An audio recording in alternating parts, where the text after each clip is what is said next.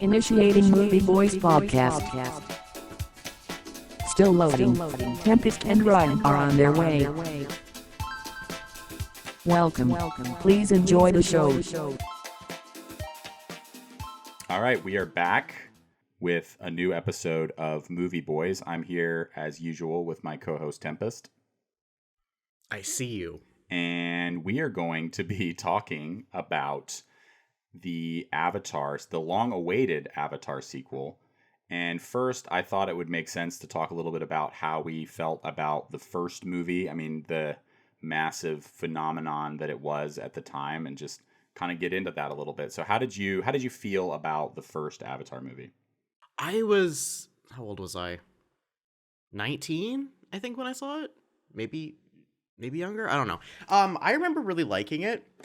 And then I remember a lot of like the cultural zeitgeist of the time. Like, do you remember how people were talking about this movie when it came out? Like, it was the greatest movie ever made. Yeah, people were losing their fucking minds over it, and I think that a lot of younger listeners might not realize just how crazy it was at the time. Like, it was huge, and I feel like people. Yeah.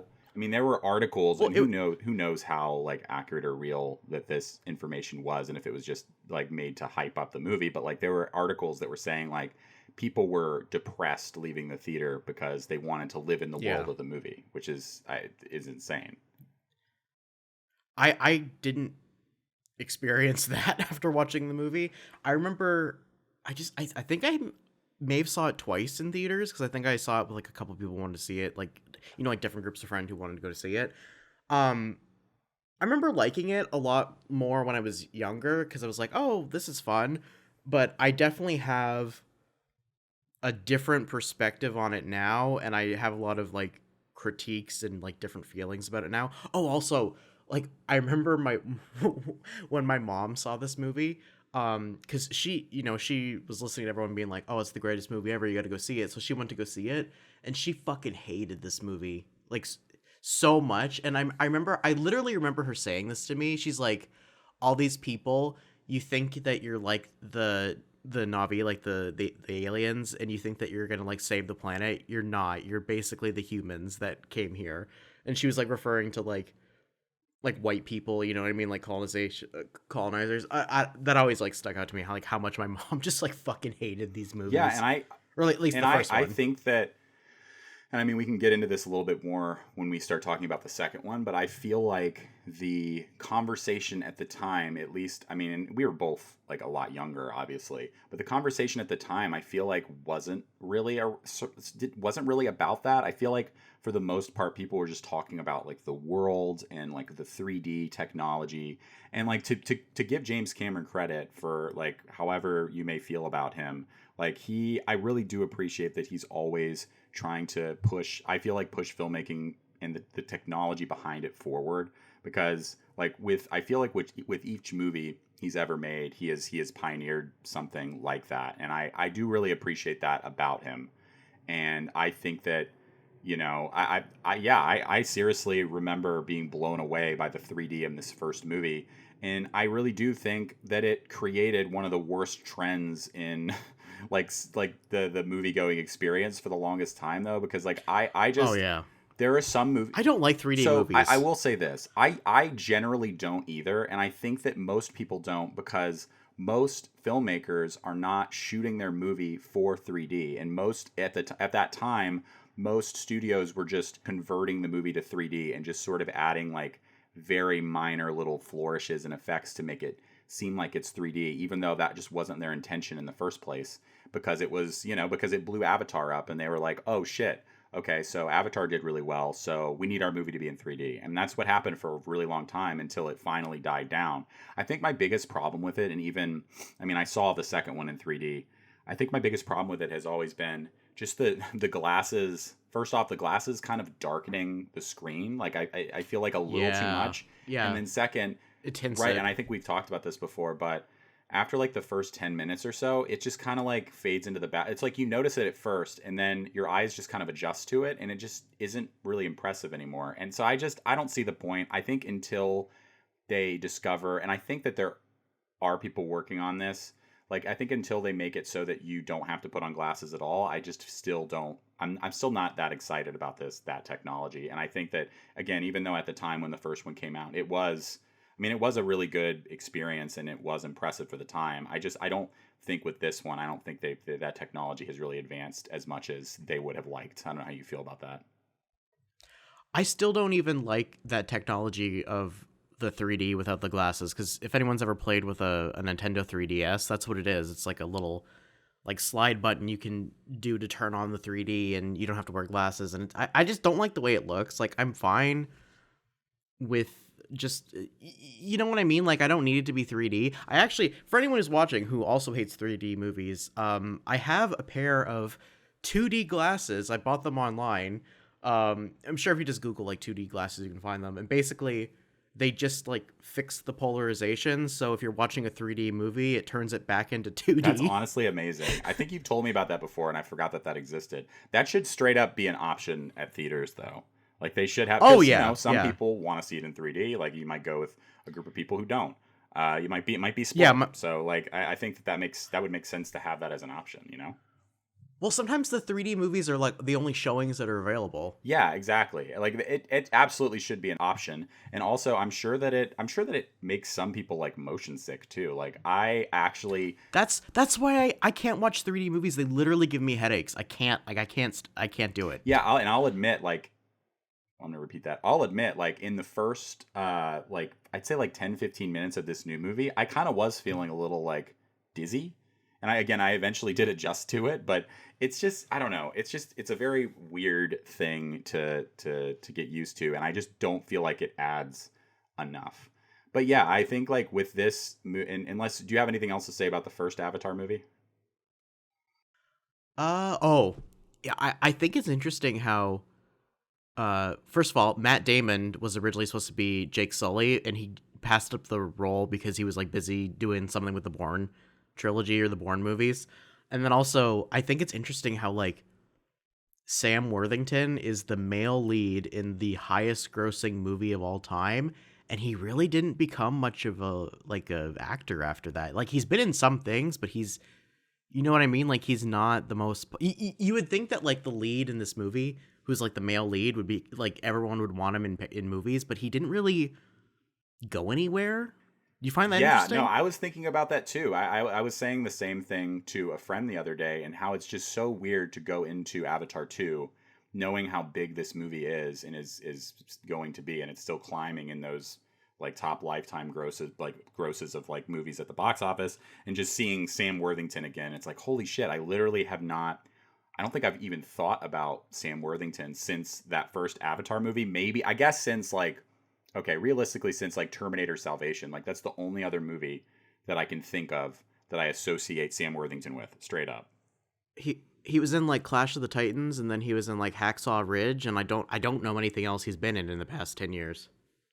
I know he's been in stuff, but like, I'm not really, I don't know. And I think it's just a testament to the fact that a bit, like, you could have, and I'm not saying that like I think that he did a horrible job in either movie or whatever. No, but I really think you could have just replaced him in this movie, and I don't know if a lot of people would have really noticed necessarily. Like, because I think a big part of what sells these movies is just the technology itself, and like just the visuals and the world, and not necessarily the actors that are in it. At least that's how I feel. Yeah, I feel the same thing. Like, the thing that I find most interesting is the world building. I think that's really interesting. Especially like, my overall like critique of these is, I think this would work better as a TV show, number one. And then number two, I wish that James Cameron had like indigenous people help him write the script. Yeah, and I think that those are definitely valid critiques. Like, I feel like it almost seems like it, at least the way that I look at it, like the story is almost like an afterthought to both of these movies. And I don't hate them either. And I agree, it would have been, I mean, I actually have not really looked into that, and that's something that I wondered if they have any like, because I know that especially the new, I think they're called the Met Kaina. I don't know, I'm probably butchering the pronunciation, but the new Water Clan tribe in this movie are heavily based on like a real tribe. And I don't know if like they were consulted, but that would have been like a nice thing to do if you're going to so heavily base it on them and their culture. Like, and I think that like a big part of the discourse surrounding this movie has been that. And I guess with that I can kind of quickly go into a synopsis, and then we can just start talking about the second movie. Jake Sully lives with his newfound family formed on the extrasolar moon Pandora, and this one takes place many years after the first Avatar, obviously. Once a familiar threat returns to finish what was previously started, Jake must work with Neytiri and the army of the Na'vi race to protect their home. And what this synopsis doesn't give you is a big part of this, just like the first movie, is kind of introduces this like forest tribe of the Na'vi on this world. This movie is a big part of it is focused on the Metkayina clan, like this water tribe that they have to learn how to integrate with, and a lot of the wonder and like the world building is focused on them this time around. So how did you feel about this new this new race that they introduced, and just kind of the story in general? I liked the idea of like them being like a bit physically different. Like they had arms that were kind of more for like paddling through water, and their tails were kind of more like a paddle. And I don't know. I think that's interesting. I hope that we see, because I know in like other movies they're gonna do like more like areas, and I hope we see like more, what is it, like divergent evolution between the Na'vi people and how they all look, and like how they're adapted to live in like certain areas. I think that's cool. You were asking, you're talking before about like indigenous, basically like cultural appropriation. Cliff Curtis, who plays Tonwari, the chief of the Metkayina, he is Maori, and I believe like I read like a bunch of stuff and like watched a bunch of interviews, and it looked like he did give some input, but he's also just like one guy, and he was also an actor in this movie, not a scriptwriter, not a producer. So like there's only so much he can do. Right. And then you had, I mean, the other actress who played like I think his wife, right, was Kate Winslet, which is just kind of like, yeah, who's not indigenous whatsoever. Yeah, which is kind of just like, okay, James Cameron is getting his squad of people that he likes to work with and just kind of like shoehorning them in the movie. Not that she was bad, but like if you're going to cast the opposite of, if you're going to cast the opposite of this person who is indigenous, who you're saying that you're giving some input, like making it Kate Winslet is like, okay, did you need to do that? Like, is Kate Winslet selling this movie? No, I don't think that had any impact. No. I don't think that had any impact on the box office returns of this whatsoever. You could have put someone who was indigenous or like, in that role, and the same amount of people will see it. You can't tell me otherwise, Oh, can I just go on like a quick little rant about like some stuff I've seen on social media? So I've seen some people like I've seen a lot of like mainly white people, like mainly like white stupid people. Sorry, I'm trying not to be a dick here, but it's mainly like, why do people care if like indigenous people play these roles? Like they're blue people, like they're aliens. It doesn't matter. This isn't Earth. These aren't real. Blah blah blah. It's all fiction. And I understand like how they're feeling, especially if like you don't, because there's people who just look at like media and movies and they're literally just like, they don't see any sort of like deeper analysis into something. It's kind of just like, I'm just here to be entertained and I don't want to think about anything else. So for me, the reason why it matters to me is because literally James Cameron has said that like this, like the Avatar universe that he's created in his mind and like made into movies is inspired by like indigenous struggles, like on Earth. He's literally said that, and I've watched like behind the scenes like featurettes and stuff, and everything you can think of, like even the costume designer was like, yeah, we sourced this from this one tribe and this is how we made this necklace for this person. So there's like tons and tons and tons of cultural appropriation of just taking indigenous stuff and then just like rearranging the story a little bit, and we're making it like aliens versus humans. So like that's why it kind of matters to me that I wish there was more native people like giving their input on this movie, or like even acting this movie, just because it's basically like a white guy, James Cameron, just like taking their story and like doing his own like fan fiction version of like things that have actually happened to Native people. I don't know if I'm explaining this No, very I think well, you are. I but think I think no, I'm definitely I definitely understand what you're saying, and I'm in agreement. Like, you can't separate these two things. Like, all the people that are saying like, oh, it's just aliens and humans, you're reading into it too much, and it's like, no, because James Cameron has come out and said as much. So you can't argue that. Like, that's ridiculous to say. Like, it's not a good argument just to say, oh, just turn your brain off. Like, I really hate when people do that stuff. I know I first of all, before I say this quote, I want to let people know, like, if you like this movie, like, it's fine. If you don't like this movie, it's fine. I do think, like, what is it, like, Anita Sarkeesian, like, blah blah blah, you can like stuff, but, you know, be critical of its more pernicious elements. James Cameron kind of has, like, to quote Charlie Kirk, he's kind of like a mixed bag when it comes to Indigenous people and his thoughts and feelings about them. I do know that he has done some activist work with Indigenous groups, so I do, you know, that is good.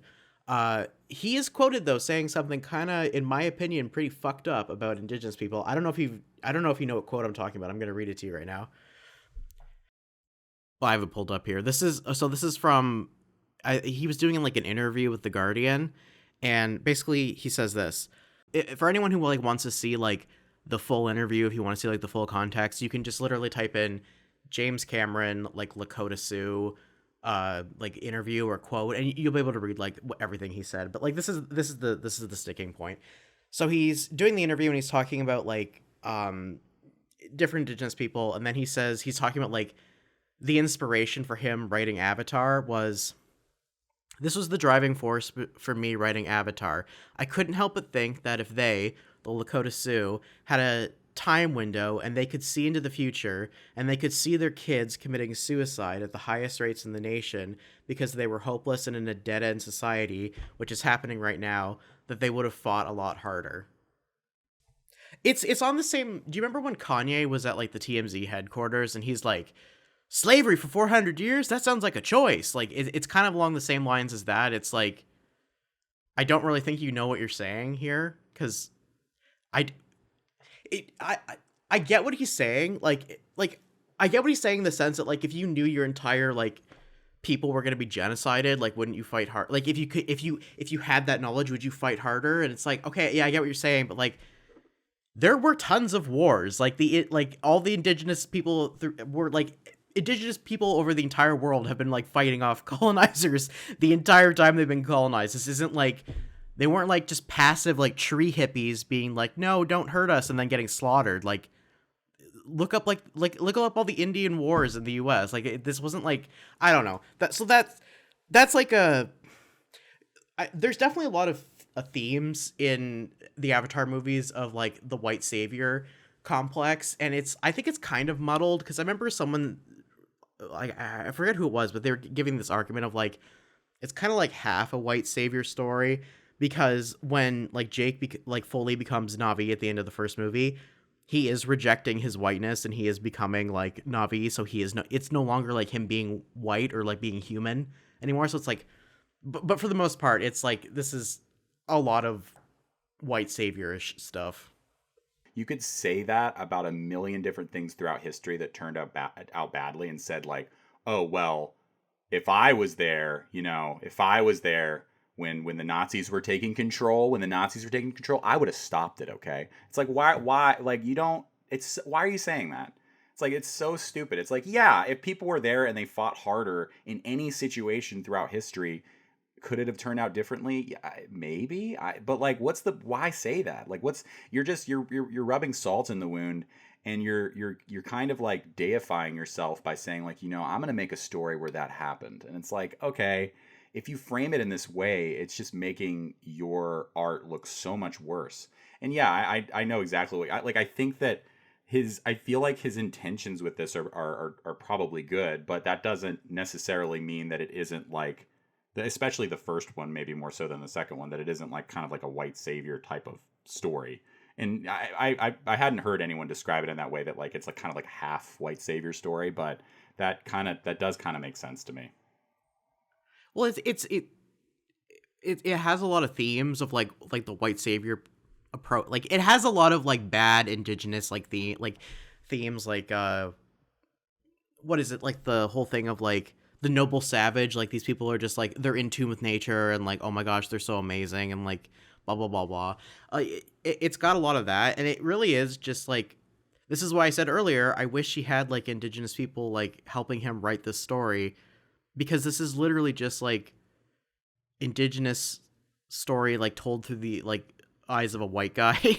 You know what I mean? Like it's like, I think it could be better in a lot of ways if he had like different people help him, especially because like when I watched him like talk about Avatar, his whole thing for why he wanted to do this originally like was he just had this idea of like a bioluminescent forest on like an alien planet. Like that was the start of Avatar. So you can go so many places from there, and I wish that, especially because he has made it so clear that he pretty much like wanted to tell the story about like indigenous, like a lot of indigenous themes.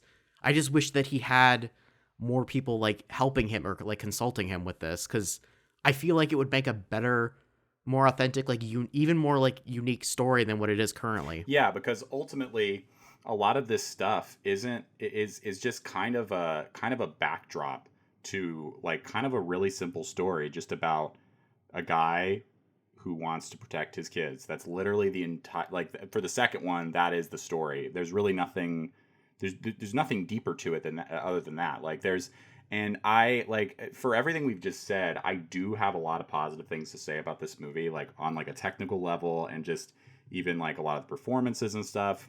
So like you can like you were saying earlier, like I think you can enjoy this movie and also acknowledge that there are a lot of, it's kind of a mixed bag. Like James Cameron isn't like like for how insensitive he can be. Like I don't think he's an idiot, and I hope that he listens to people and kind of brings some people on for the next one to consult. Like I think that would be great, and I think that would, although like it doesn't fix every problem, it would be like a nice gesture at the very least, and it would maybe help some things. So like that's the reason why you do talk about this stuff. It isn't just to bitch and say like, oh, I don't like this, I'm never gonna like this. It's saying like recognizing, which we will talk about all the good things, like recognizing there's a lot of good things about this and that he is a really talented filmmaker, but like he has some really serious blind spots. Yeah, he could be better, and he has some serious blind spots, obviously, even if his intentions are like good for the most part.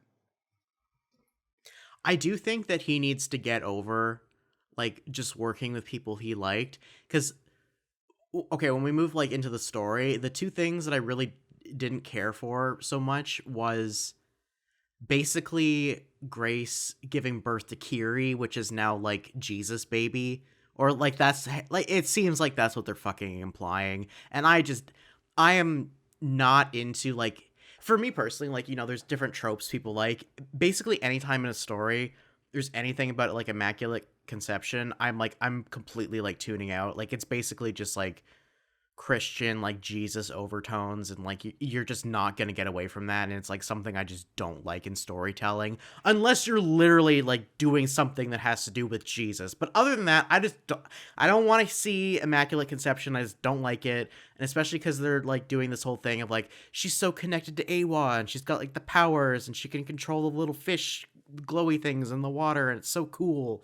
Also, it's a little weird how like she's having Sigourney Weaver play like a teenager, which a lot of people were like criticizing this choice, but like I kind of get it, because it's I think in a lot of ways, basically my theory is that basically Kiri is just like Grace reincarnated. So I think it's literally just like she's an old soul because she literally was like an old lady. Yeah, and she obviously throughout this movie seems very connected to her, and I think that didn't bother me, honestly. I feel like they're just the whole like immaculate conception thing did and was kind of annoying. But like them getting Sigourney Weaver to play her, it is kind of just a way to, well, number one, James Cameron just wants to work with the people he likes to work with, and number two, like it is supposed to be that, like, it's supposed to have that like connection, like, and it wants to make it just more obvious. It's kind of hitting you over the head with it, I think that's all it was. I guess it didn't really bother me that much.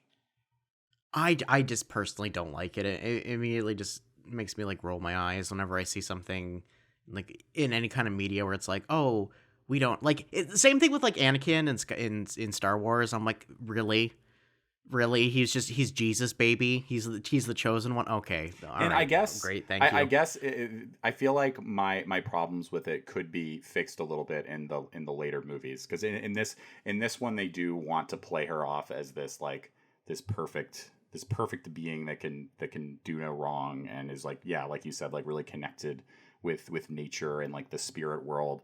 And I don't know, who knows, maybe there is like something that they're going to do later on that will subvert that a little bit, but knowing James Cameron, it probably won't, but maybe he'll surprise us. That's kind of what I'm hoping, is that it goes in a more interesting direction than what we imagine. But I guess I don't know, that whole storyline did feel kind of like for yeah, it felt like that's kind of something they're setting up for future movies. But I have to say, overall, I was happy with, yeah, and I was happy with I feel like in this movie, like especially compared to Marvel movies, little things like that didn't just feel like as much like loose ends to set up a future movie. They did feel like part of, like, she did have a purpose in the narrative, and she wasn't just thrown in to be like, oh, in later movies you'll figure that out. Like, I had some problems with that with just a lot of Marvel movies in general, not necessarily just like Black Panther 2 or Multiverse of Madness, but it's just like, I feel like sometimes they do just leave like completely open-ended plot threads that just had no purpose other than to set things up. But this does feel like, what I liked about this compared to most Marvel movies is it did feel like a contained narrative for the most part. I wasn't a big fan of.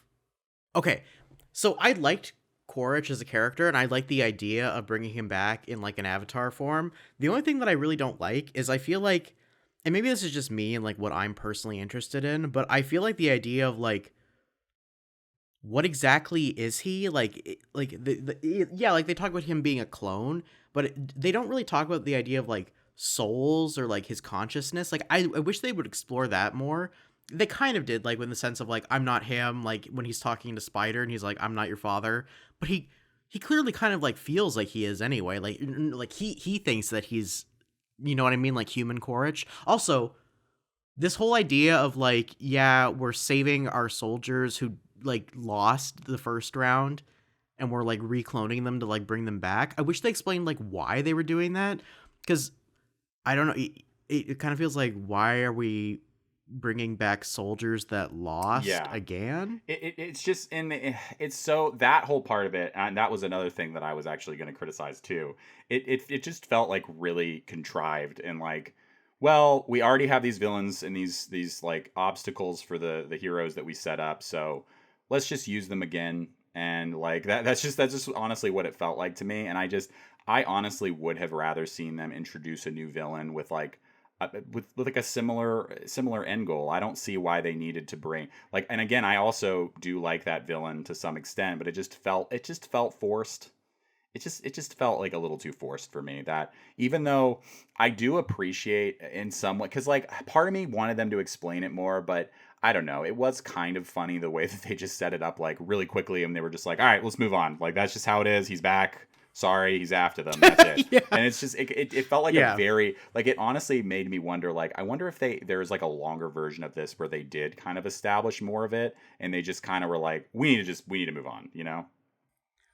I don't know if you heard this or not, but apparently like this movie was supposed to be like 6 hours or Mm. something.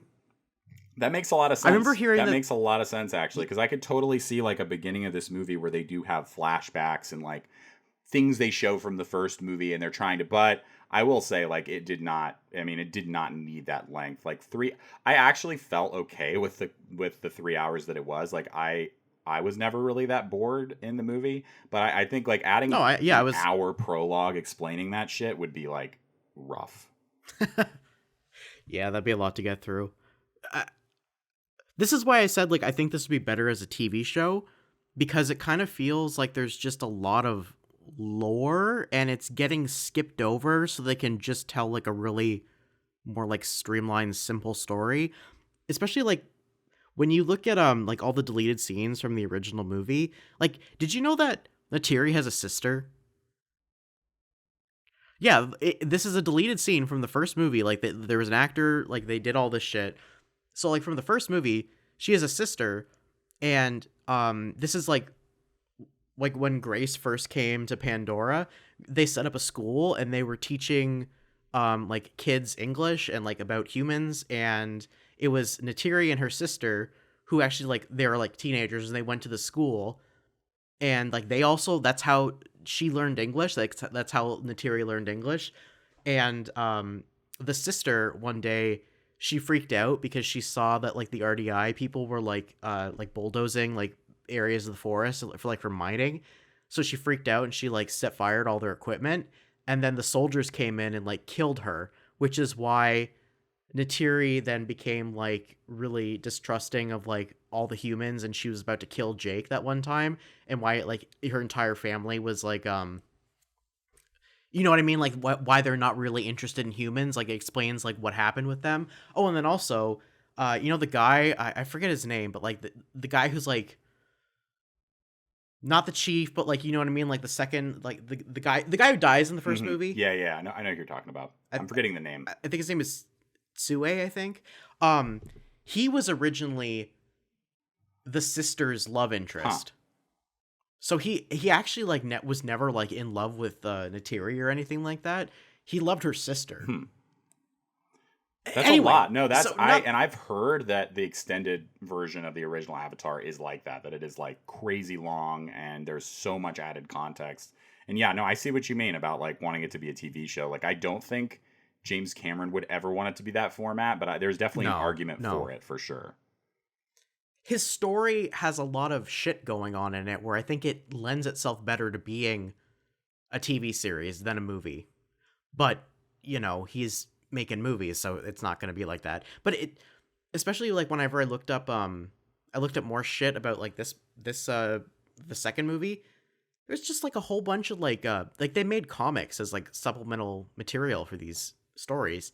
I don't know. There's just a lot of lore, and there's a lot of stuff that they cut out of this movie, and you can kind of feel it when you watch it. Like, there's some things that kind of got not as flushed out. But I will say something that I do like about James Cameron a lot, and it had me and something that had me thinking a lot about like Marvel movies and the way that they're made, that I just don't feel like is as cinematic and works as well. Even though a lot of those movies are much shorter than this. One thing I really liked about this movie is this goes for the first Avatar movie as well, is I feel like there's just a lot of room to breathe, and like a lot of scenes that are just, you know, the music and like introducing you to something, and also just letting the characters explore the world around them and to just experience the world around them. And it's not just constantly talking at you and throwing like exposition or plot at you. Sometimes you can just show like a really beautiful scene with these whales, the Tulkun, and just have one of the characters like experiencing this world with them. And I think that that's something that a lot of it made me think about. It's such a simple thing that used to be in a lot more movies, and I just feel like a lot of newer blockbuster movies, especially that are just ingrained in this Marvel formula, would just feel the need to like keep the pace up, and like we need to move faster, we need to keep going, we need to get to the next plot point. But it was nice that I feel like this movie, and that's one thing I think that's something that I loved about it the most, is that it just there's a little bit more room to breathe, if that makes sense. We can absolutely talk about the whales, which are like the absolute best part of the movie. Oh yeah, that was my favorite part of the movie. I liked the idea that they were actually sentient and they communicated with like the Mekaini people, and like, you know what I mean? Like, I like the idea that they weren't just like, oh, they're not just like animals, like they're actually like, no, like they have their own culture and like their own customs, and like you know what I mean? Like they consider the whales I know they're like the Tulkun, but they're basically just whales. I like that they considered them like you know, like family, part of their tribe and stuff. I thought that was cool. Me too. And I just, man, it's so simple, and you know that it's going to infuriate you, but just watching like the whale hunters and just how they treat them. That was so it's sad. Just, like, it is honestly it like makes your blood boil, and it's like really effective. It works. It makes you really hate the villains. Root for to see, because you know that there's hopefully going to be a scene where like the Tulkun have to like take them down, And just seeing that like main whaler guy get his arm like ripped off by that cable was just like the most satisfying thing. And and I think James Cameron is just good at like creating moments like that. Even if it is simple, it's like most people are not going to be happy watching like animals be abused, and it's kind of like a quick shorthand way to make you hate the villains. But I'm fine with that. Like I think again, I hate to I think this will be the last time I do this, but comparing it to like Marvel stuff, I feel like sometimes I think you can just make whalers evil. You could just make them shitty. I don't need to learn the backstory about this whaler, like learning about his family and learning about like, oh, he needs to do this to. It's like, dude, there are some people in this world who I've spoken with that are kind of like that. They just want to make money. They want to make money.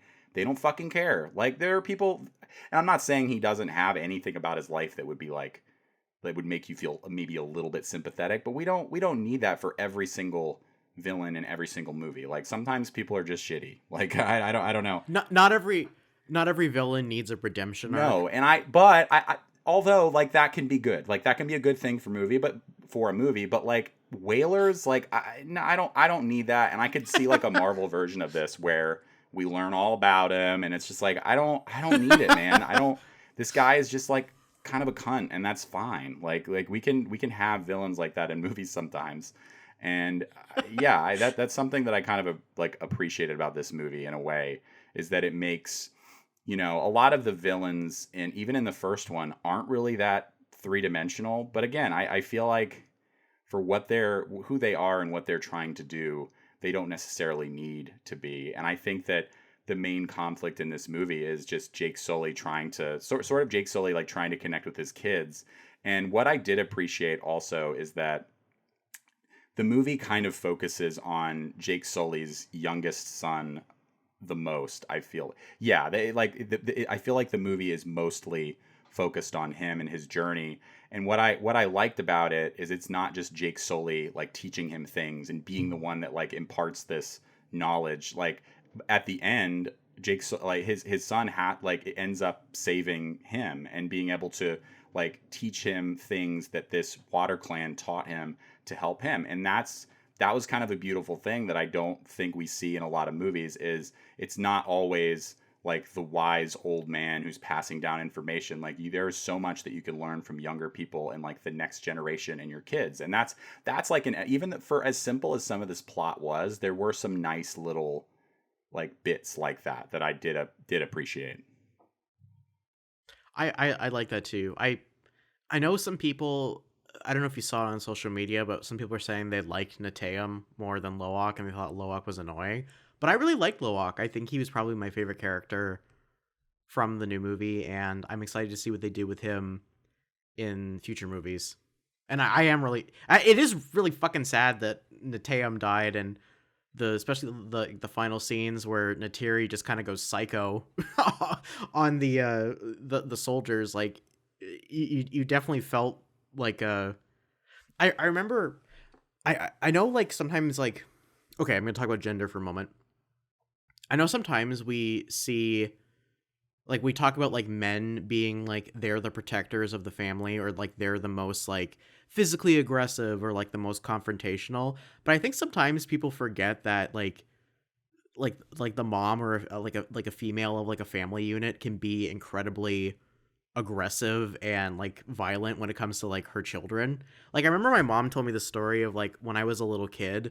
I think I was like 3 or something, and someone like pushed me into a pool on purpose, and she said like she jumped in the pool to get me out of the pool, but she said in that moment like she felt like killing that kid that pushed me into the pool. And I feel like that was like captured really well. I don't know if have you heard of like this from other people before? Just like kind of like I guess I'm spending a lot of time basically talking about like Mama Bear, feelings. Yeah, no, and I know what you mean, and I liked that too. I feel like, and also I liked that they took it in a direction where she almost went too far. Obviously she didn't, but like there was a moment where I was like, when she takes at the end, she takes this human kid who's kind of like, if you haven't watched the movie, he's kind of like Tarzan.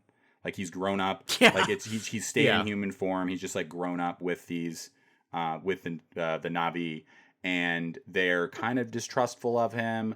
But like at the very end, like she sort of like gets so like heated and angry that she takes him hostage and threatens to kill him. And there was, I mean, like by the end, I was like, okay, obviously she wasn't going to do it, but the fact that there was a second where I wondered and I wasn't sure, I think that's good storytelling. It surprised me that moment, but it felt like it also felt natural at the same time for the story. It didn't feel surprising in a way that was like, it didn't feel contrived, if that makes sense. And I think that that's something that I don't know. I feel like James Cameron's like blockbuster movies don't pull punches in the way that some other ones do. Like, and I think that it feels a little bit edgier, and like anyone can die, and like anything, like horrible things can happen to these characters and will happen to these characters, and that kind of makes you fear for their lives and it makes the situation feel a lot more dire, and that kind of invests you more in the story. Looping back to the whales, I need to talk about one thing I didn't like. Are you ready for the whale rant? I'm ready for the whale rant. Okay. So in the first movie, the kind of like the MacGuffin, like the thing that the humans are after is the unobtainium mineral. And I feel like that's effective because I feel like we can kind of think of like, oh yeah, there's resources in the ground like people want, like gold or whatever the fuck, coal people are mining. Like that's not a super abstract concept. Like you can understand like, yes, people want resources out of the earth. Like that, we're on board with that, right? Yeah? Okay, so when it comes to the whales, the whole thing with this second movie is that the whalers are hunting down the whales so they can get like this fluid from their brain, which apparently is like causes like immortality in humans. And like they say like, yeah, we don't give a shit about unobtainium anymore, like this is what's funding everything. So this is apparently the thing that humans want now, is they just want like, you know what I mean, like they just want the whale goo. And I think that's kind of okay. I get that, but I also at the same time I think it's kind of stupid because I'm thinking of like real world examples, and yeah, like in the world, like whaling still exists, but whaling isn't nearly as popular as it was before. And the main thing that used to be for whaling was sperm whales the top of their head. They have like a fluid sac which has like this oil in it. That's where the name sperm comes from. Because like I think someone said like it looks like sperm coming out of their head, but it's not. It's like a fat substance. And the reason like in the 1800s and why there was all this whaling was because they wanted this whale oil that was in like their head, because it burned clean without smoke, and it was like a luxury item for candles and like lighting lighthouses and stuff like that. Like whale oil, it was seen as like a better than like kerosene or like other forms of oil that people would use to like light lanterns with and shit like that. So that's why there was so much whaling done. And it's a very like antiquated thing in the sense that we're not fucking whaling to get like oil out of whales anymore. Like it's just not something. I think for a lot of things, like you can't even really buy whale oil unless like, you know what I mean. It's like poaching. It's like buying like elephant ivory. It's because the whale populations got decimated. And there still is whaling because like I know some people, like cultures will eat whales. That's a whole other story. So my whole thing is like, oh, the other thing people might know about is ambergris. Do you know what ambergris is? So it's actually something that it's another thing that people get from whales. Basically, if a whale eats a squid, sometimes like when they digest it, it gets like covered in like fat and other stuff like that. And then the whale kind of like throws it up or like burps it up, and it like floats on the top of the ocean. And like sailors and people like that would find it, and like, you know, people still find it now out in the ocean, or like it'll wash up on shore. And it's used for perfume because apparently it smells really good. Yeah, so those are like the two things that people get like from whales, is like the whale oil and then the ambergris. But you don't need to kill the whales to get ambergris. And then I guess like meat. But anyway, I don't spend a long time talking about the whales. Anyway, the point I'm trying to make, I wish they picked something else. I wish they picked like, I honestly, I wish they still like, I wish they said something else like, oh, there's like an unobtainium deposit like in the ocean here, so we're gonna like drill here, and then it just like fucked up the water. You know what I mean? And then it was like killing the Tolkien and like fucking up all the like the reefs or whatever. I feel like that would make a better. You know what I just mean? don't Like feel like kind it's of a like good like I think I understand what you're saying. You just feel like it's not as good of like there's not as good of like a real life yeah, comparison. So it's not really as good yeah, of because because there aren't really people that's not really something that's as sought no, after now. no.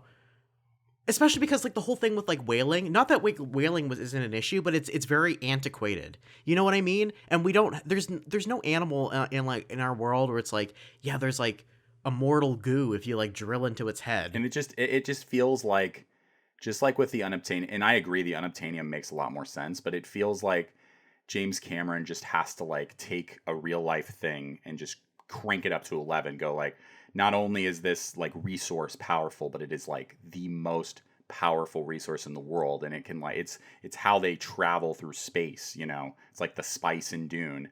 And then like all like with this whale goo, it's like not only and it's so dramatic. It's like it's like essentially they hint that like they said it like helps with de-aging, but they also did hint that like it's like it can make somebody immortal, which is just it takes it to such an extreme that I agree that I feel like there's probably a better analogy there. But I think that this movie, like as much as the first one is about like deforestation, this movie is definitely like it's about whaling, like which I just didn't think it would be. But James Cameron being so obsessed with the ocean and being like such a prolific like deep sea diver, I guess it shouldn't be surprising that this is where all of his mental energy is, and that he's decided to make this movie about that.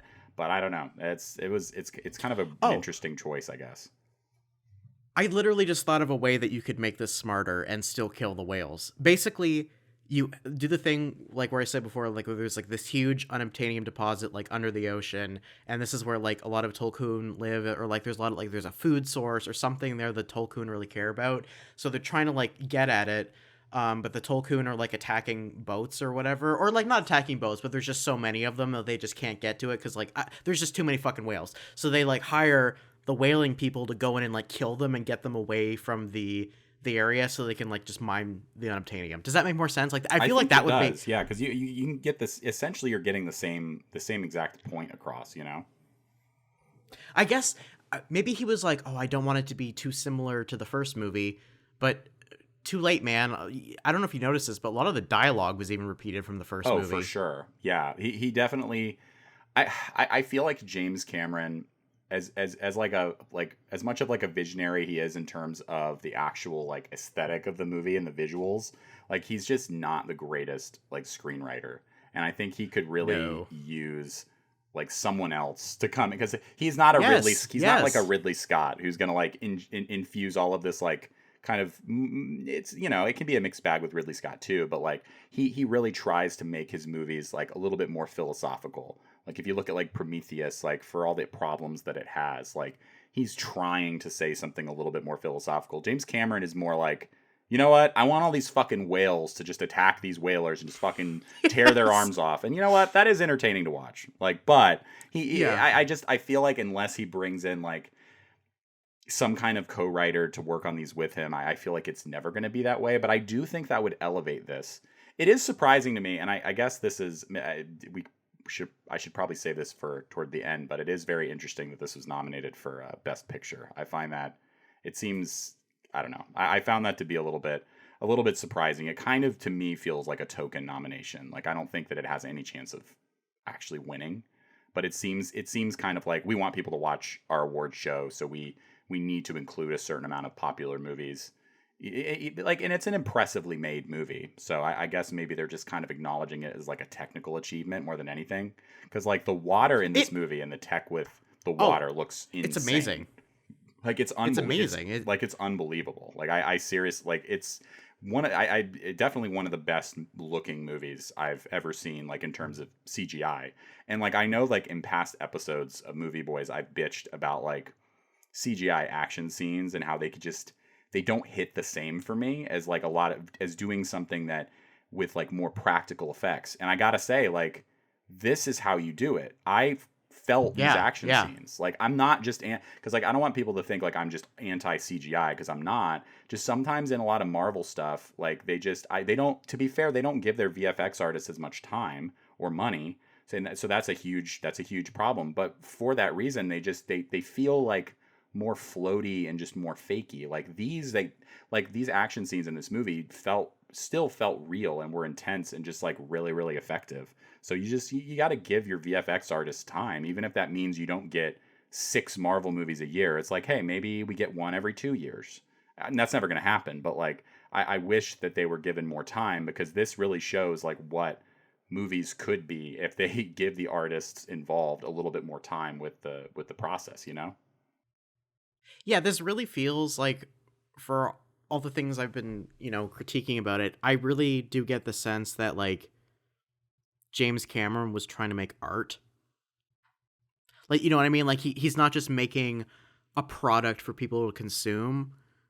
It felt like he was, like, in his own way, it feels like he's truly trying to, like, say something and make something that's, like, worthwhile. Yeah, and that's what you have to like appreciate about him on some levels is he really is always he's a smart guy. I mean, he's traveled deeper into the ocean than like most human beings like ever will, and is always trying to like push himself in that way. And I find that to be really interesting about him. And he's always trying to push like technology with filmmaking too, and he has since like probably since the second Terminator movie on.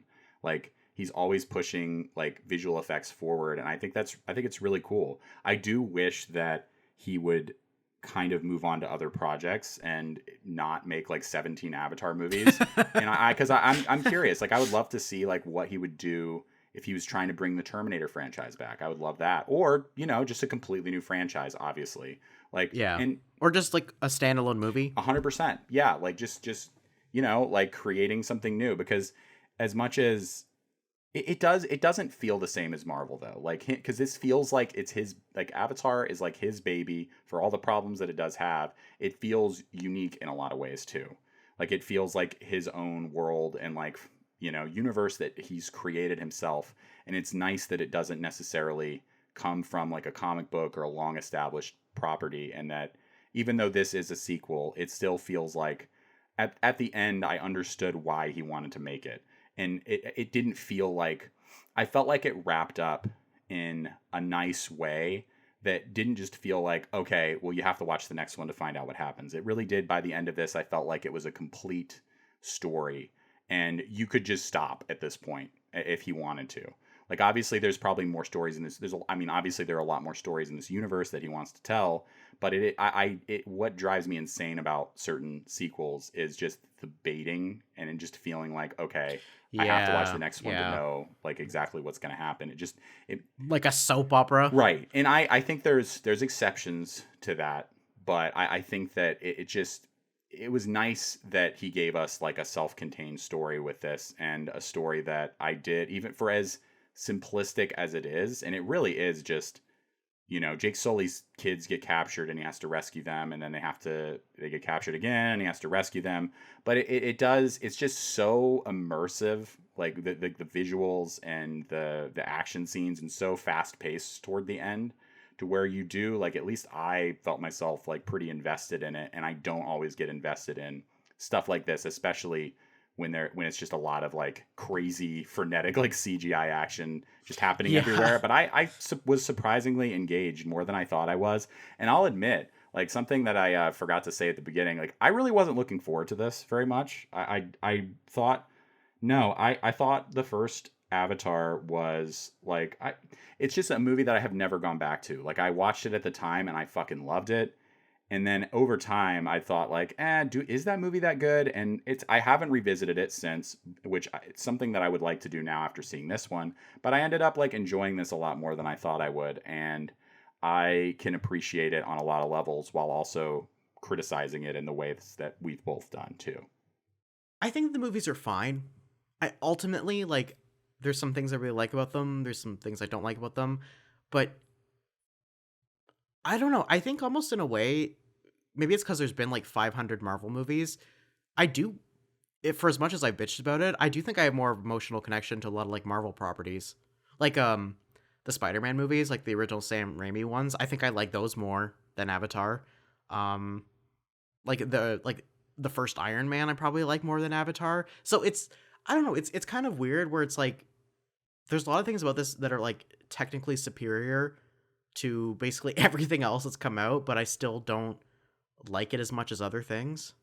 Do you feel the same way at all? I think I do too, in all seriousness. And it's Marvel. It's so complicated. I have such a complicated relationship with Marvel stuff because there is a lot of it that I do. I think that at times I feel like they get too much shit, and then at other times I feel like they don't get enough shit, and their fans can be really really irritating about it.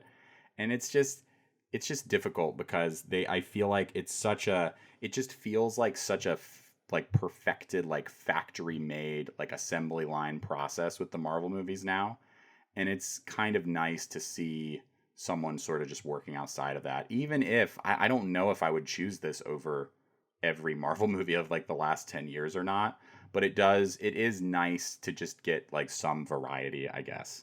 It's complicated. And yeah, I guess I should say we keep talking about Marvel movies because there's almost kind of like nothing else we can compare it to other than maybe like the recent Star Wars movies for like huge blockbuster movies that like make billions of dollars. Like that's why we keep bringing up Marvel. And I think it's hard to not bring it up and make comparisons because there's like, I mean, there's like what, like 3 of them come out a year essentially, including TV shows. And they are some of the, I mean, they're like some of the highest grossing movies and like the most watched and like talked about shows. So it's hard to not sort of compare them a little bit. And I think that there are ways that they're trying to, give the directors and the filmmakers a little bit more like agency and put them in charge a little bit more on Marvel movies, but also sometimes it doesn't seem like they're doing that. So it's just hard to know exactly what direction that's going to go. And it's just difficult. Like movies are in kind of a weird place right now. Like there are a lot of people that say they think for a while, like the last like 10 years, there have been people saying like, oh, I think superhero movies are going to eventually kind of go the way of like the Western. And I just don't even, I used to think that was a possibility, but now I just don't. Like they're just these machines in place to push these movies and in ways that weren't there for Westerns. Like, and I don't see that happening. I think that there are always going to be superhero movies just until we die. We're going to have to watch them every single year. There's going to be like 7 of them, and we're going to have to watch all of them. That's just what you have to do. You can't ignore them. Well, like we can go see other movies. We don't have to just see the superhero. But I like movies. Complaining though.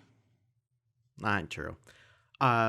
Speaking of complaining, what would you like to see in the next Avatar movies? Like, what would make the next Avatar movies better for you? What can they improve upon? For me, I think that, well, something you said earlier, I would definitely like to see like potentially like different kind of Na'vi, and like just I would like to see James. I don't know how he's going to do it, but I would like to see James Cameron just to continue to push this technology and push these visuals. But I'm a little skeptical that he's going to. And I was skeptical before, and he might prove me wrong. But with how quickly these ones are being produced, since the third one is already completely shot and ready to go, I don't know how are they going to continue to pioneer this technology. Like they waited a long time to make this one. Not only because James Cameron was like doing other stuff, but they were really trying to develop this technology for the water. And I don't know if I think for me, I would definitely like to see a little bit more of like a complicated, like interesting narrative too, that isn't just them kind of reacting to something that the evil villain is doing, like stealing something or what have you. And I guess I would also, I mean, obviously would like to see some more involvement from people like from people from these tribes. It would be nice to like if he would give like some input to them at the very least. And even if it's just in even if they're just consulting, it would just, I feel like that would be like a nice gesture. And I think the last thing is, I feel like less of a focus on Jake Sully and even more of a focus on his kids. Like maybe let them like narrate and just kind of lead the next one. And I wouldn't be surprised. Like I feel like with the way the story's going, Jake Sully's probably going. I thought he was going to die in this one, but I feel like having him or Neytiri like die and them have to sort of take up the mantle of leadership. I feel like is probably what's going to happen in, if not the next one, the one after that. That's just kind of the way that these stories go. But I feel like that could be an interesting way for the narrative to go. And also, I would like to see just more interesting villains. Although I did think the villains in this one worked for the story they were trying to tell, I do think that I hope that they don't just continue, because I mean, they've obviously hinted at the end that Quaritch is potentially going to be back in some fashion again in the next one. But I hope that I hope they introduce new villains and they don't just keep recycling him, because I feel like that could get a little tiring, especially if they're just going to make like 3 more of these or however many they're going to make. For me, I think I would like to see more of what's going on Earth, like the politics of like governments deciding like, yeah, we're running out of resources on Earth, we need to like farm this planet. You know what I mean? Like I would like to see something like, I want to see more explanation of like what the fuck is going on Earth, and like more of like the politics behind it. I think that would be interesting. I would like to see, I don't like hate Jake Sully and like his kids and shit like that, but I don't want like the movies to just be like, he's the special one, he's the chosen one, he was the one that was able to tame the big red bird, so he's special. Like I don't want to see any more of that. If anything, I want to see like like actual Na'vi people, like not, you get what I'm trying to say? Like I want to see like the actual like people who are like indigenous to this planet like do more cool shit. Oh, also I think, like I said earlier, the whole idea of like him being in this avatar body and like Quaritch being back as like a clone and stuff like that. I don't think it's gonna happen, but I do think it'd be cool if they explored like what is the idea of like their consciousness, like are they just like, you know how that like the Na'vi will sometimes just call them like demons. Like I would like more. I think it'd be cool to explore more about that, like from a philosophical level. I'm trying to think what else I'd like. Oh, more. They did have a bit of this because, you know, like they said like show me your hands, and they're like, yeah, he's got like the 5 fingers, so he's kind of like an outcast and shit like that. More commentary on the nature of like basically Jake and Neytiri being like in a mixed relationship, and having like the kid, like, their kids are part human, even though they don't like look very human. Like they do have some human DNA in them that from Jake's avatar body. Oh, and then also, this is probably never going to happen whatsoever, but literally the fact that like Jake wasn't even supposed to be here, and it was his brother, and it's not even like a body that was meant for him. It was his brother's body. Yeah, no, that's true. That really hasn't. I honestly kind of forgot about that because it's been a while since I've seen the first one, but yeah, I'm surprised they haven't addressed that further, like at all. Yeah. I just don't think it's going to happen. I just don't think they're going to go into like the philosophical questions that I keep wondering. But that's just what I'm curious about. Like, I don't know. Like, don't you think it'd be interesting to see like a conversation of like Jake coming to terms of like what he is now, and like Neytiri coming to terms with, like, I just think that would be interesting. But probably not going to happen. Yeah, no, I feel like that would be really interesting too, and it would be nice to see James Cameron sort of expand a little bit and try to explore that kind of stuff. It would be an interesting turn for the movies to take, and I think that clearly there's an audience for these movies. Like I think we talked about this like off of the podcast a little bit, but I know a lot of people were like actively rooting for this movie to fail and not do well at the box office. Admittedly, like I didn't think that it would perform as well as it has. I mean, James Cameron currently holds 3 of the 4 top 4 highest grossing movies of all time, which is insane. Which is, first one's the original Avatar, Titanic, there's Avengers Endgame in there, and then The Way of Water has just made it into the 4th spot, which is insane to think about. Like these studios who make a bet on his stuff are just, you know, it's a good bet to make. I really was wondering like if it had the cultural impact that people were debating whether it had or not, because I remember before it came out, I saw so many, not that this is like a mark of how most people are feeling, but I saw so many video essays, just so many people talking about like this movie, it hasn't really made as much of a cultural impact as it should have for how much money it made, and the fact that it's like the highest grossing movie of all time. Like, So it is. I mean, it did it though. Like it's up there.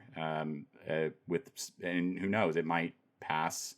It might end up passing Titanic. Like it could still do that, which is crazy. I do think, there's probably like a million reasons why this movie did so well, but I think part of it is just because of all the Marvel fatigue. And I think sometimes like a lot of people who like movies and make like the video essays and people talk about movies on Twitter and shit, I think they forget that a lot of people just want to watch like an entertaining movie and they're really not thinking about it that deeply. And this is just like a cool movie for like a general audience. Yeah, no, for sure. Like it has mass appeal. So, and and it clearly proved to. I mean, it proved a lot. It proved a lot of people wrong, for sure. Even myself. Like, I definitely thought it was going to do pretty well, but I think that's really interesting, and I haven't really heard anyone talk about that. But I feel like Marvel fatigue could. I think you're right. I think that genuinely could be one of the reasons why people have flocked to this, because this is another really big studio movie, long-awaited sequel. And it isn't like connected to that stuff in any way, and it's not connected to Star Wars in any way. So it's made people. I can't think of anything this big that isn't Marvel or Star. I mean, like, okay, someone might prove me wrong on that if they can think of anything, but I really just can't. Or DC. Yeah, I can't think of any like big like sci-fi epic like spectacle movie like this that isn't like DC too, that isn't connected to like superheroes or Star Wars, that has come out in like the last probably like. Yeah, 10 years. Probably since Avatar. Yeah, I can't think of anything like with this level of budget and this level of hype. Like I don't know if there really is. Really is anything that's like, I really don't think there's anything that's directly comparable. Which is interesting to think about. And yeah, clearly, I don't know. I'm curious to see if there's going to be Avatar fatigue at any point if he makes as many as he says that he's going to make. It makes me wonder. Like, are people going to get sick of these? It's hard to say. Like, let me look and see how many does he have planned. I think 3 more after this. Avatar 3 in post production, Avatar 4, and Avatar 5. That is crazy. But I don't know if it's that crazy, to be completely honest, because I mean, we see all of these Marvel movies continue past that and even further. Their characters. So why can't just one guy do it? I guess. I just thought of something. So what if these movies continue to do so fucking well and they're blowing the box office records like out of the water, and we get to the 5th one and then James Cameron is like, okay, the story's done, but then like the studio's like, no, it's not, and they hold a gun to his head, and then he's forced to just make these movies until he's dead. Oh, I thought and then you were gonna go. That's it. I thought you were gonna go a different direction with this. I thought you were gonna say like, and they're holding a gun to his head, and they're like, you need to have Samuel L. Jackson come in at the end of Avatar 5 and just announce that it's the same universe. Like, oh man, that would be. Oh god, that would be rough. Could you imagine like the Marvel version of what the Avatars would look like? No, please, no, please, just no. Like it would just like really low res and weird.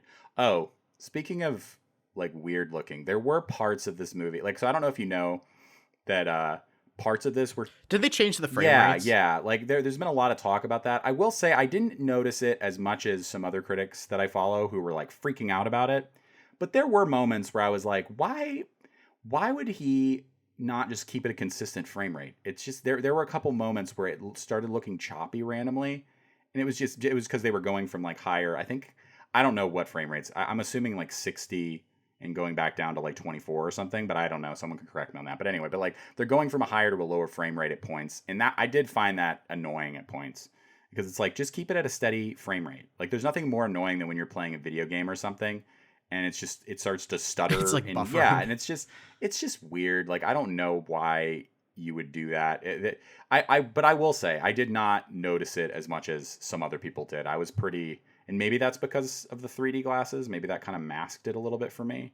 But I don't know. I didn't find it to be as much of a problem as some people did. I just wanted to bring that up since that's like been another part of the discourse with this movie. I didn't notice it at all. I will say, I didn't see. I know that the last time this discourse was had was around when the Hobbit movies were coming out and they released. Oh yeah, that was fucking. That ugly. was seriously. It looked like it just looks so horrible. Like I only watched like a couple. I ended up watching it just in the regular 24 frames per second, but I feel like in Avatar it's different because everything is so surreal and out there. But with The Hobbit, you're referencing things that we have seen more of in real life. Like if you're just watching these hobbits like walk down a mountain and it's just in 60 frames per second, it just made all their costumes and makeup look so fake and weird, and it just completely broke that, like, I don't know, completely broke that fourth wall for me, and just kind of, I don't know, I don't like it. I'm very much against ever changing it from 24, which I know that lots of people like to argue about, but I don't see the point. Like for video games, I get it. It makes a lot more sense to me.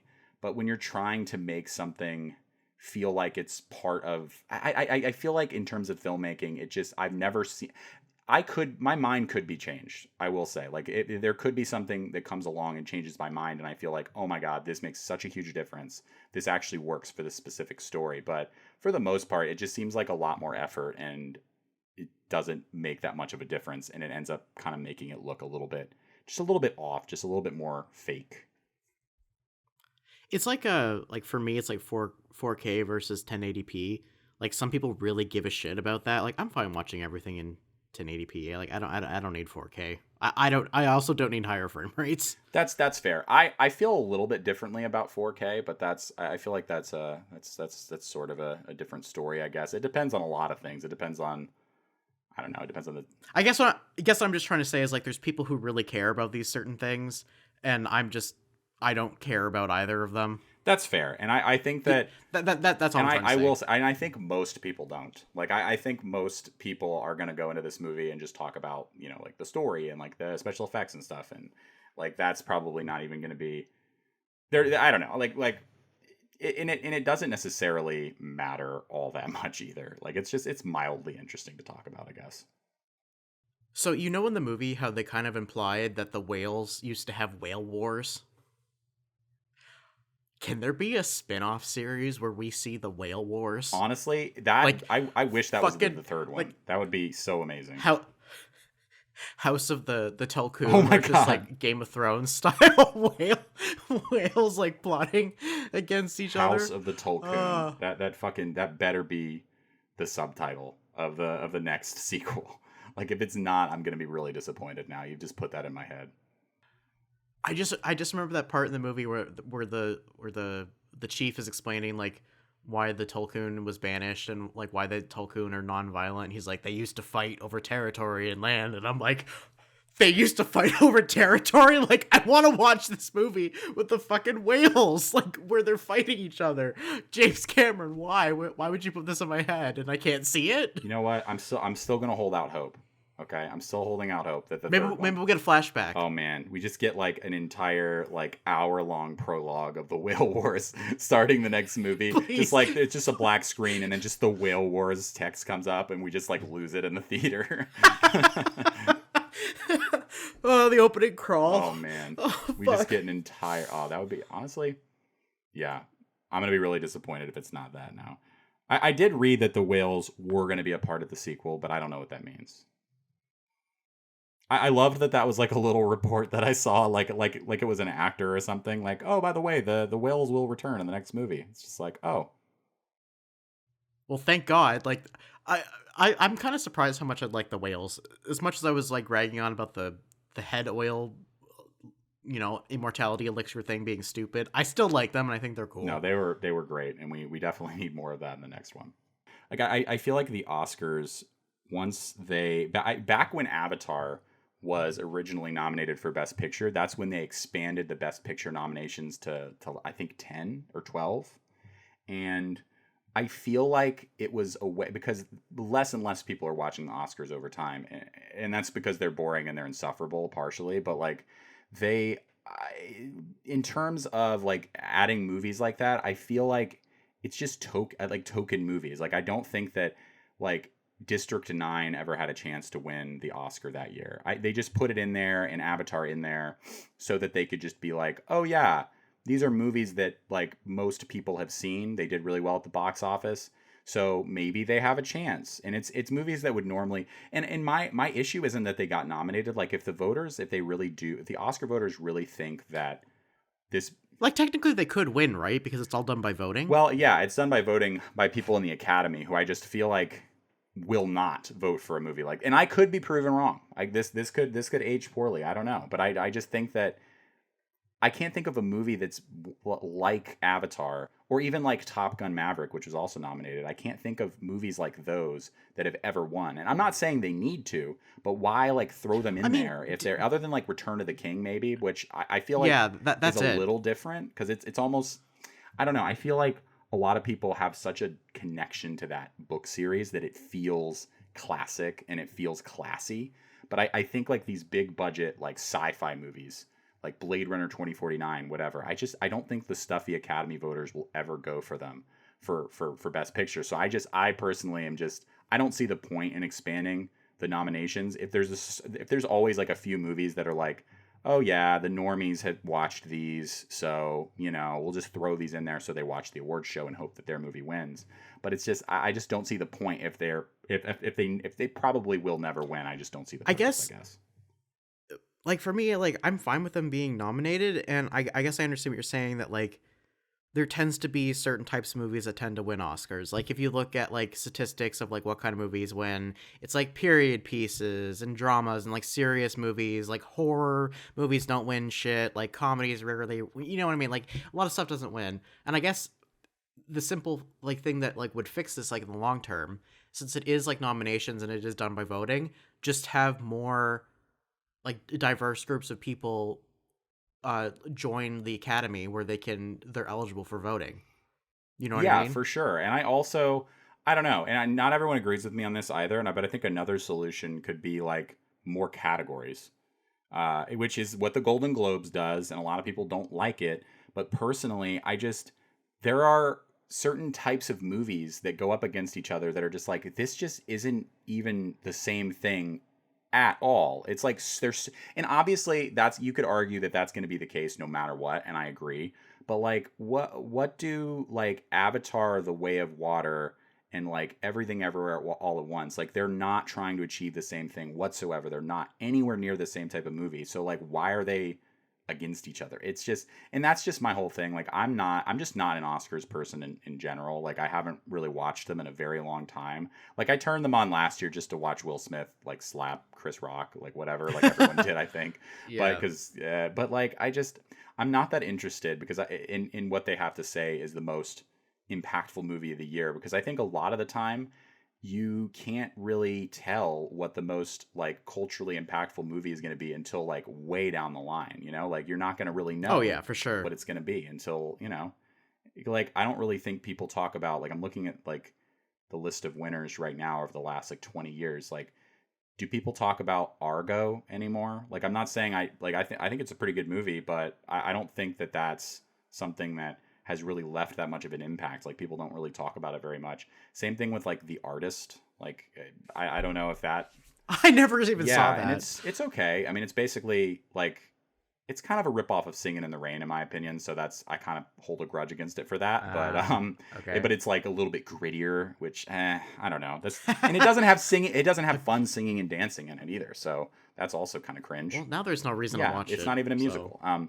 It does have a little bit of singing and dancing, but it's not a musical. So it's nowhere near as good as Singing in the Rain, which is I guess my point. But anyway, like looking at like so many of these movies that have won, I don't really see the point of the Oscars at all. And I usually just kind of watch a recap or like just read what won the next day, because I just find them frustrating. Like I went to school and studied film, and there were people that I knew that would just be like, oh my God, this is like our Super Bowl, which I just find to be the cringiest thing in the world, personally.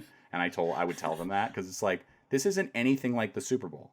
If a play, like obviously refs can fuck up in a sports game or whatever, but like, why? Like it's like all it's like the 10 best picture nominees. It's like you're watching an award show where you're watching 10 different sports be played at the same time, and like them trying to judge who played the one sport the best over another. It's like I don't know. And I know a lot of people have talked about this and bitched about this, and it's like at the end of the day, it's if it's fun for you to watch, it's fun for you to watch, but I don't need to watch 4 hours of that. I mean, I feel like I'm exaggerating, but it feels like, it just feels so long. It's so self-serious and just pretentious, and I wish it would take itself less seriously. Like, for as many issues as I have with Ricky Gervais, I do wish that they would get somebody like he did with the Golden Globes to just roast everybody. Don't take yourself so seriously. Like that's another. I have a million issues with the Oscars, obviously, and this kind of just turned into like an Oscars rant. But yeah, I don't know. I don't really see the point, and I was kind of surprised to see Avatar get nominated, but I'm sure it'll definitely win for like special effects or something. But I feel like it doesn't have a chance at Best for sure. Picture. The only Oscar I care about, and if he doesn't win, then like the system is rigged. Brendan Fraser needs to win for The Whale. Oh, honestly, yeah, I really need to see The Whale. We've been talking about a lot of whales this episode. Okay, I'm sorry for saying that. But yeah, maybe we could do like, I know it's. Do you want to do like a recap of movies we saw last year? I was just thinking about that. Like we could, maybe next recording we could do that, and then also maybe talk about Puss in Boots and just do talk about both of them at the same time or something, or like one after the other, not at the same time. Yeah, I think that would be cool to just talk about like our favorites, because I really don't like. I'm not a fan of doing lists either. Of doing like, here we're ranked best to worst of like my top 5. It's like I don't know, like. We just kind of a general conversation. Yeah, which is what I like about this podcast that we do, because I don't really, I'm not a fan of giving a movie like a number rating. Like, I think you should listen, because the problem with doing that, and it's people like Anthony Fantano who do number ratings. It does help. It helps people to understand how you feel about something a little bit more. But I feel like a lot of the time people just kind of scroll to the end and then see what the number rating is and just talk about that. And they don't actually listen to your discussion, because a lot of the time it's way more nuanced than like, oh, you gave this movie an 8 and this movie an 8, so you like them the same amount. And it's like, not really. I just find that I find like simplifying it down to a number is just kind of, I just find it less interesting than us just having a nice little conversation about the movie. So that's kind of why I think at the beginning we did number ratings, but I would prefer not to, and I guess that's, to anybody listening, that's why we kind of stopped.